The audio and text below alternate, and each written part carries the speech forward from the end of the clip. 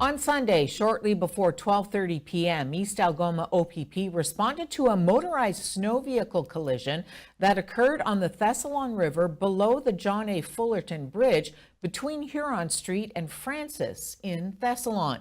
Police say 20-year-old Nicholas Barber from Thessalon was killed when the snowmobile he was driving lost control and struck the bridge.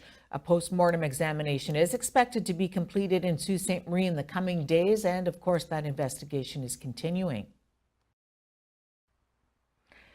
There was plenty of anticipation on Sunday as the United We Roll for Canada convoy was heading to the Soo, although hours behind schedule. The movement that started on Valentine's Day in Red Deer, Alberta, is seeing a lot of support from Canadians as the convoy of some 100-plus transports blaring their horns continues the 6,000-kilometer trek to Ottawa. The convoy was originally scheduled to roll through the Soo on Saturday, but those plans changed by the hour as the driver saw huge numbers of supporters along the way, eventually entering the city around 7:30 Sunday evening, where a large local crowd treated the convoy to a free barbecue organized locally by Ryan Hill. He's a former driller who sympathizes with the oil and gas workers in Canada. The drivers are upset about the stalled Trans Mountain pipeline expansion, as well as the federal bill C-69 introduced by the Trudeau government. The bill overhauls Canada's environmental assessment laws and C-48, which regulates oil tanker traffic on the West Coast. Our ultimate mission is to absolutely get heard. That is what we want. We want to hear, we want to be heard. We want the Canadian people to be heard, that we're done with the false promises. Hot dog, hamburger, sausage! Cheeseburgers, hamburgers. Yeah, a lot of my, pretty much, like a lot of my close friends and guys, I spent my career with are now laid off and they have no work because of this. And we're done with the ideology that we have, this mentality that we are going to outphase oil and gas. It's an impossible feat to outphase oil and gas. You cannot do it the way they did it. They shut our taps off. Basically reduced what we were producing, and then after they were doing that, they upped the production in Saudi Arabia to match what we reduced. Hi people, we do too. Like a right man. Hey, the only way to get gas is with love. Remember that. Just showing my support for everyone in the oil and gas industry, and felt that I just wanted to try and do my part and help them out and see them on their way down to Ottawa.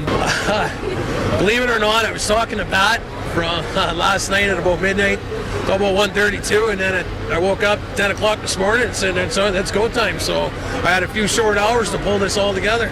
We started with 156. It's up and down, right? 156 out of Red Deer. We gained speed as we went through Calgary and everywhere, so we gained many trucks, but not everybody can make this trip. So we're gaining speed as we go. But when we got to Verdun, Manitoba, we gained another 10 trucks that are coming straight to Ottawa. The guys from Verdun are Saskatoon. These gentlemen are part of it.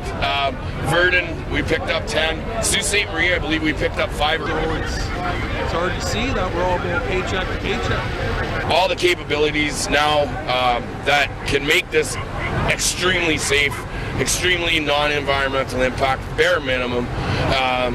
With the things we can do nowadays is unbelievable. We have the Trans Mountain Pipeline. It has been built since 1953. The Trans Mountain Pipeline has never had a leak, and it's sitting right at the edge of Tidewater in Vancouver, or in BC, sorry. It is sitting there, never had a leak, 90% efficient. Why can't we have one to the shores? Why? Pat, your end game then is you want to see the Grits out in this fall's election? Want to see the who? Liberals. Liberals? Liberals gone, defeated. Get the hell out of my government. You work for me, and we want you fired. Once again, 6:45 muster time, and after that, we are on the road to Ottawa. For a 9th year in a row, the Canadian Bush Plain Heritage Centre has hosted the Family Day event, Up and Away, and keeps drawing bigger crowds each year. The Family Day event opened to the public yesterday morning and ran until 4 p.m., featuring crafts, games, and interactive displays for young and old. and with a full day of activities and entertainment. Even Mr. Bonsu made his last appearance of the winter, along with other cartoon characters.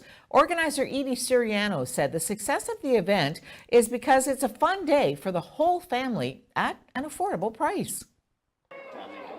This is our 9th Family Day, ready for takeoff, which we have grown and grown over the last few years. So it's been awesome with the Sault Ste. Marie and surrounding areas supporting us and coming to our fun event.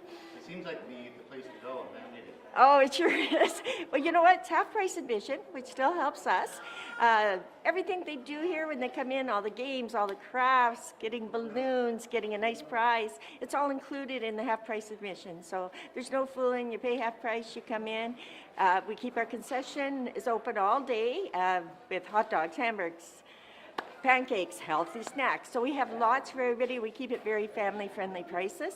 So we're not making a lot of money, but stay and enjoy the whole day with us. Yep, so lots of fun and lots of characters. So you might want to see Chase or Sky or Chopper or Mr. Bonsu or, yep, there's lots of fun. Just another fun day at the Bush. Absolutely, just plain fun. Police say more than a dozen people were trapped on a ride at SeaWorld in San Diego. San Diego police said that around 6 last evening, gondolas stopped functioning after a big gust of wind tripped a circuit breaker on Bayside Skyride. Authorities estimate that between 15 and 30 people were trapped, some of them in gondolas suspended above water. Video from local television in San Diego showed some people being lowered down from the gondolas and into rescue boats below. The National Weather Service says it was about 49 degrees in San Diego at the time. Officials with the San Diego Fire Rescue Department are working to rescue passengers. After defeating the Sioux Eagles 3-1 this past Saturday night in Sioux, Michigan, the Sioux Thunderbirds were back in action on Sunday afternoon, traveling to Blind River to take on the Beavers. The Thunderbirds, who entered Sunday afternoon's game, by the way, on a 3-game winning streak, extended their winning streak to 4 games now. They defeated the Blind River Beavers 3-2.